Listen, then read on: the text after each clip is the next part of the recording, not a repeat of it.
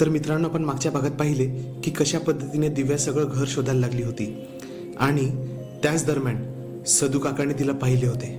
सदू काकाने कोणाला सांगू नये म्हणून तिने सदू काकाचं तोंड बंद ठेवण्यासाठी त्याच्याकडून शरीर सुखाचा उपभोग करून घेतला होता आणि त्याला गप्प केले होते. तर बघूया आता पुढे काय होते. या भागात काही नवीन पात्रांची ओळख होणार आहे, तर हा भाग लक्ष देऊन पहा. पण त्याआधी आपल्या सर्वांना एक आग्रहाची विनंती आहे. अतिशय मेहनतीने आम्ही तुमच्यासाठी नवनवीन आणि सुंदर कथा आणण्याचा प्रयत्न करतोय. आम्हाला तुमच्या सपोर्टची आणि मदतीची गरज आहे, ज्याने आम्ही लवकरात लवकर नवीन व्हिडिओ पोस्ट करू शकू. म्हणून व्हिडिओ खाली असलेले थँक्स बटन दाबून आम्हाला सहकार्य करा आणि आमच्या चॅनलला जास्तीत जास्त लाईक, शेअर आणि सबस्क्राईब करायला विसरू नका. तर भाऊसाहेबांच्या बिछाण्यावर पडल्या पडल्या दिव्या विचार करत होती. त्या दिवशी इन्स्पेक्टर कदम गेल्यावरती सरळ आपल्या रूममध्ये पोहोचली होती आणि तिच्या सासूच्या रूम मधले सामान जे तिने तिथून आणले होते ती पाहू लागली. त्या सामानात तिला एक चाबी मिळाली. तिने ती चाबी निरखून पाहिली आणि लगेच सदू काकाजवळ मिळालेली चाबी सुद्धा बाहेर काढली. आश्चर्य म्हणजे त्या दोन्ही चाब्या सारख्या होत्या, पण त्या दोन्ही चाब्या ओरिजिनल नव्हत्या, बाहेरून बनवून घेतल्या होत्या. आता दिव्याचं डोकं चक्रावलं होतं. तिला काही प्रश्न पडले होते की वाड्यात येणाऱ्या माणसाला तिची सासू शांताबाई खरंच ओळखत होती का, आणि जर ओळखत होती तर ती व्यक्ती कोण होती. कदाचित म्हणूनच तिने कोणाला याच्याबद्दल सांगितलं नाही. आणि जर या प्रकरणाशी तिचा काही संबंध नाही तर ही सेम चाबी तिच्याकडे आली कशी. या सगळ्या विचाराच्या गोंधळात तिने दरवाजाकडे पाहिले. रात्रीचे 2-3 वाजले असावे, पण दरवाजा बंदच होता. कालच्या 2 रात्रीप्रमाणे सदू काका त्या दोघांना प्रेम क्रीडा करताना पाहत नव्हता. पण तिला सदू काकांच्या नावाने हे लक्षात आले की तिला त्यांना विचारायचे राहूनच गेले की स्वराला खरंच सिगरेट ते आणून देत होते का, आणि जर आणून देत असेल तर ते कधीपासून आणून देत होते. हाच विचार करत असताना तिची नजर भाऊसाहेबांवर पडली, जे या सगळ्यांपासून निश्चिंत असे गाढ झोपले होते. त्यांच्याकडे बघून तिच्या मनात प्रेमाचे काहूर फुटायला लागले. आता तिला त्यांच्यात तिचे सासरे नाही तर प्रियकर दिसायला लागला होता. दिव्यानी क्यूज बदलली आणि ती भाऊसाहेबांकडे होऊन त्यांना कुरवाळू लागली, खेळू लागली. त्याचा जो परिणाम होणार होता तो परिणाम त्यांच्या अवयवावर झालाच आणि ते जागे झाले. कौतुकाने आणि प्रेमाने ते दिव्याकडे पाहू लागले. त्यांनी तिला हाताने आपल्या जवळ ओढले आणि त्यांच्या प्रेमाचा खेळ सुरू झाला. दुसऱ्या दिवशी ती परत उशिरा उठली. ती त्यांच्या बिछाण्यावर उघडी पडली होती आणि भाऊसाहेब कधीचीच उठून बाहेर गेले होते. आजकाल तिला उशिरा उठण्याची जणू सवयच झाली होती. यापूर्वी पहाटे 4 वाजता उठून देवपूजा करणारी दिव्या आता कितीतरी वेळ झोपून राहत असे. नाश्त्याच्या टेबलवर ते दोघेही बसले होते. तेव्हा भाऊसाहेब तिला म्हणाले, तुम्ही मागे म्हणाल्या होत्या की तुम्हाला वाड्याची साफसफाई करायची आहे, पण काही होताना तसे दिसत नाहीये. तिला काय उत्तर द्यावे हे कळलेच नाही, कारण तिने भाऊसाहेबांकडून घराच्या चाब्या फक्त शोधाशोध करायसाठी घेतल्या होत्या. साफसफाई तर फक्त बहाणा होता. म्हणून ती थोडा विचार करत म्हणाली, काय करू बाबासाहेब, एवढा मोठा वाडा आहे, कुठून सुरुवात करू काही समजत नाही, आणि त्यातही मी एकटी.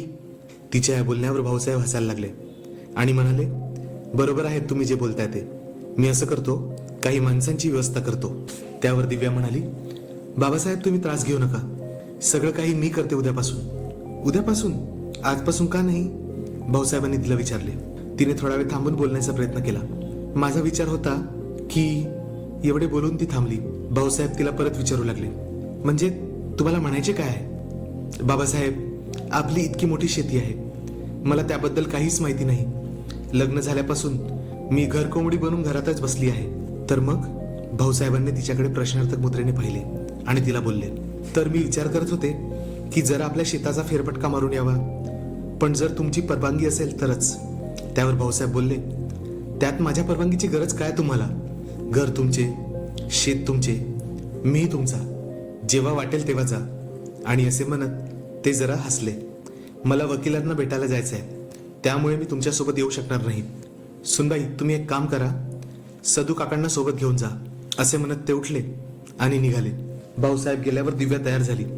सदू काकांना सोबत नेले तर वाड्यात कुणीच राहणार नाही, हा विचार करून तिने सदू काकांना आपले शेत कुठे आहे हे विचारले आणि त्याचा पत्ता बरोबर समजून घेतला.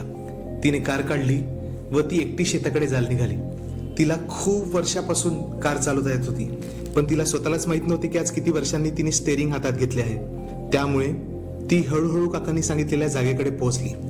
तिला तिचे शेत शोधायला वेळ लागले नाही, कारण गावातील जास्तीत जास्त जमीन ही भाऊसाहेबांची होती. आता मात्र जरी त्यांच्या पुतण्याचा त्याच्यावर जास्त कब्जा असला तरी पण जो भाग त्यांच्याजवळ उरला होता तो सुद्धा बराच मोठा होता.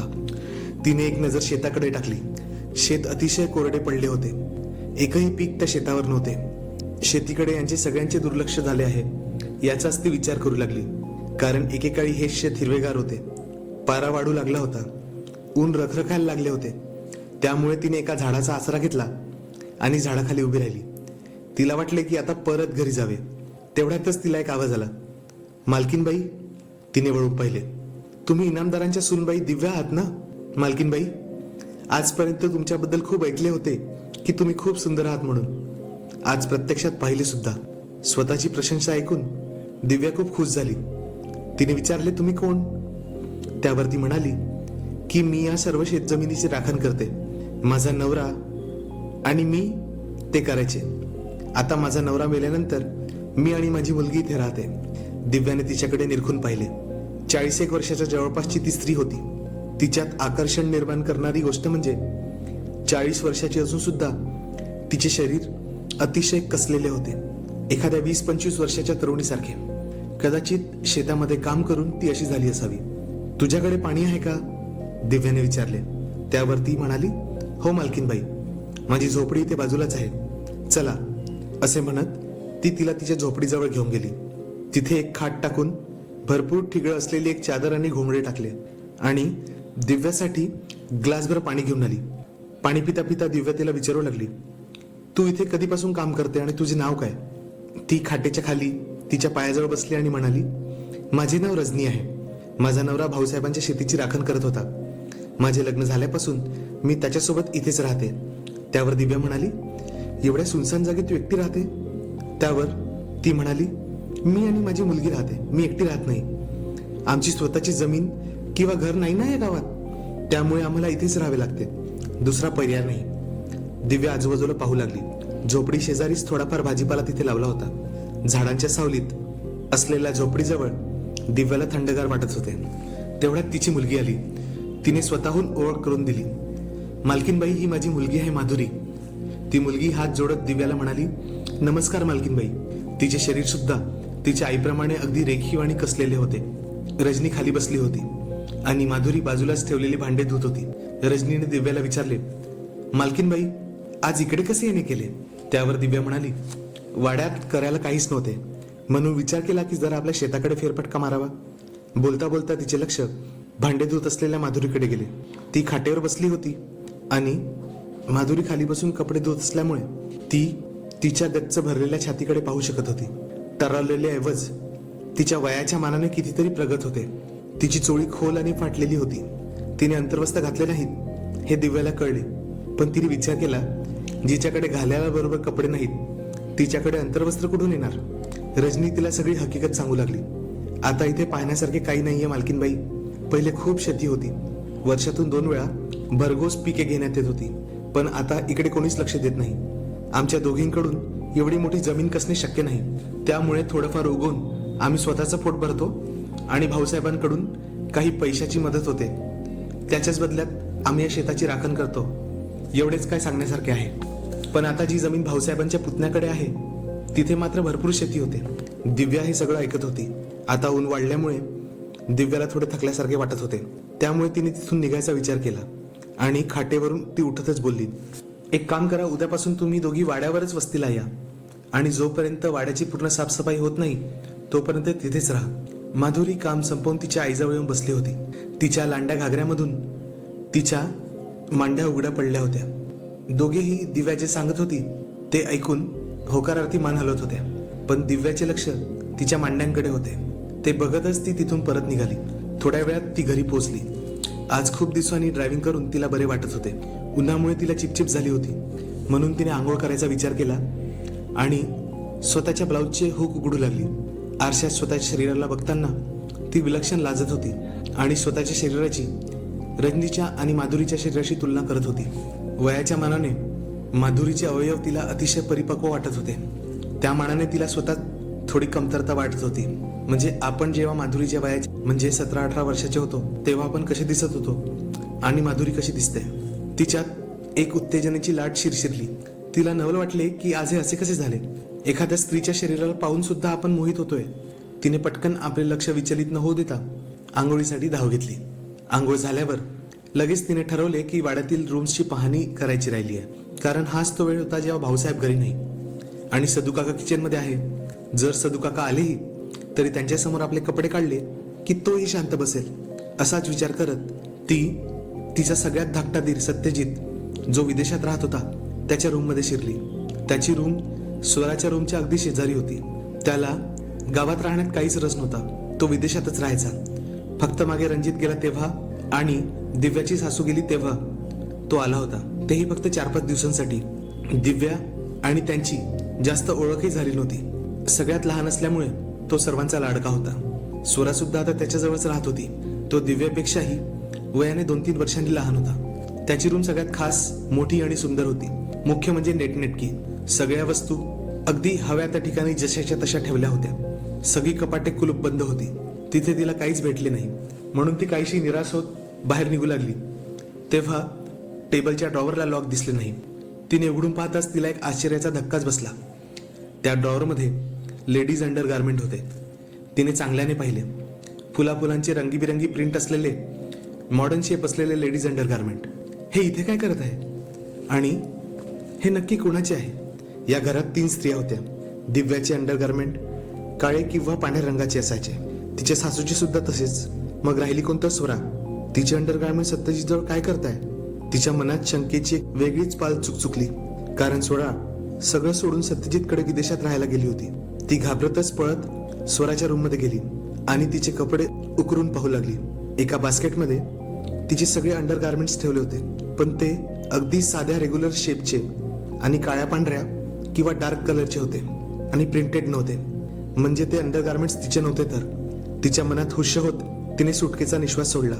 पण प्रश्न मात्र तसाच होता, हे आहे कोणाचे.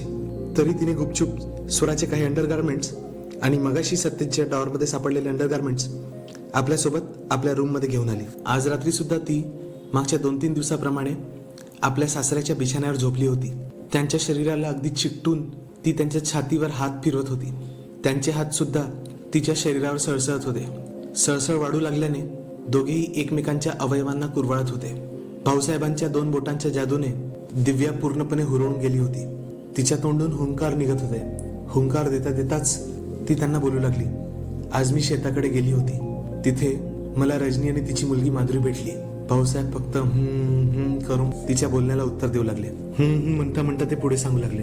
पूर्वी शेतात भरपूर नोकर होते, पण आता तिथे आम्ही पीक घेत नाहीत. ओसाड पडलं असल्यामुळे एक एक करत सगळे नोकर गेले. पण आमचा रखवालदार कालू होता. बहुतेक त्याच्याच बायकोचं नाव रजनी आहे. मला पण नक्की माहीत नाही. ते सुद्धा मोठे मोठे श्वास घेत होते आणि दिव्या सुद्धा. दिव्या त्यांच्या 2 बोटांच्या जादूने पागल झाली होती. पण भाऊसाहेब आपल्या मुख्य खेळाकडे वळले नाही म्हणून ती अचंबित होऊन त्यांच्याकडे पाहत होती की आणखी किती वेळ त्यांना लागणार आहे. कारण आता तिच्यापासून राहवले जात नव्हते. त्यामुळे तिचे हात ती त्यांच्या अवयवांवर सळसळवत होती आणि त्यांना आणखी उत्तेजित करायचा प्रयत्न करत होती. पण भाऊसाहेबांच्या मनात आज वेगळीच चाल होती. त्यांना आज वेगळाच खेळ खेळायचा होता. ते वाकत वाकत तिच्या शरीरावर खाली येऊ लागले आणि दिव्याला काही कळायच्या आतच आज त्यांच्या ओठांनी तिच्या अवयवांचा ताबा घेत तिला अक्षरशः पागल करून सोडले होते. आज भाऊसाहेबांना तिच्या प्रेमरसाचा जणू आस्वादच घ्यायचा होता असे वाटत होते. आजपर्यंत तिच्यासोबत हे कधीच घडले नव्हते. हा अनुभव तिच्यासाठी पहिलाच होता. त्यामुळे ती अक्षरशः पागल झाली होती. बाबासाहेब बाबासाहेब असे तिच्या तोंडून उद्गार निघत होते, पण ती काहीच करू शकत नव्हती. आज तिचा जीवच निघून जाईल तिला असे वाटत होते. ती कधीची शांत झाली होती, पण ते तिला सोडायला तयार नव्हते. जी मजा भाऊसाहेब तिला देत होते तीच मजा त्यांनाही द्यावी हा विचार करत ती सुद्धा आपली जागा बदलून जवळ आली आणि ते दोघेही एकमेकांच्या प्रेमाचा स्वाद चाखू लागले. आज दोघेही वेगळ्याच जगात होते, पण दिव्याचे लक्ष पूर्णपणे तिच्या संभाषणावर होते. ती ते विसरली नव्हती. म्हणून ती लक्षपूर्वक त्यांच्याशी बोलत होती आणि म्हणत होती, मी रजनी आणि माधुरीला वाड्यावर बोलवले आहे वाड्याची साफसफाई करायसाठी. त्याच बहाण्याने वाडा पण साफ होईल आणि बाहेरचा लॉन आणि बगीचा सुद्धा. भाऊसाहेब फक्त हुंकार भरत होते. तर त्यांना बोलवू का, असे ती त्यांना विचारू लागली. भाऊसाहेब तिला मनात थोडी करणार होते, तेही यावेळेस तर नाहीच नाही. आज आणि आता जे काही सुरू होते त्यावेळेस जर तिने भाऊसाहेबांना त्यांचा जीव जरी मागितला असता तरी तो त्यांनी तिच्या हाती ठेवला असता. तर ते तिला म्हणाले, मला काय विचारताय, जशी तुमची मर्जी, तुम्ही जसं म्हणाल तसं करा. दोघेही बोलता बोलता एकमेकांना आनंद देत राहिले आणि कधी झोपी गेले ते कळलेच नाही. तर मित्रांनो, हा भाग तुम्हाला कसा वाटला हे नक्की सांगा. या भागात काही नवीन पात्रांची ओळख झाली आहे. ते पात्र आता पुढे काय काय करतात ते सुद्धा आपल्याला बघायचे आहे. तर अतृप्तवाडा ही कथा लक्ष देऊन ऐका आणि आमच्या कथांना लाईक, शेअर आणि सबस्क्राईब करत राहा. धन्यवाद.